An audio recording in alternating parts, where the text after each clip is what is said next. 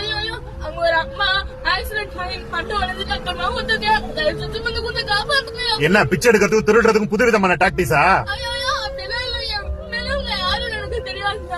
Accident ஆகி பட்டு வளைஞ்சு ரத்தமா ஊத்துது. இப்ப கூட்டிட்டு போனா கூட காப்பாத்தலையா, செஞ்சு வந்து காப்பாத்துங்கயா. யாருக்கு இல்லாத அக்கறை உனக்கு என்ன? 5 நிமிஷத்துக்கு முன்னாடி ஹாஸ்பிட்டல் வந்திருந்தோம். டாக்டர் இந்த கையை காப்பாத்திடலான்னு சொன்னாங்க.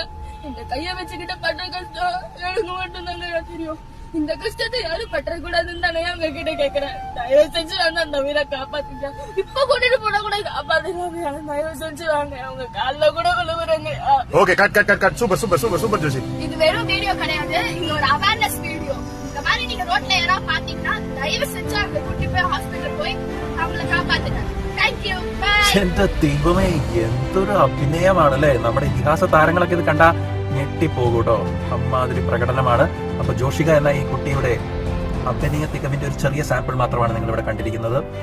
അഭിനയ സിംഹം തന്നെയാണ്. ഇപ്പോൾ ഈ ചെറുപ്രായത്തിൽ ഇങ്ങനെയാണെങ്കിൽ ഭാവിയിൽ എന്തായിരിക്കും അല്ലേ.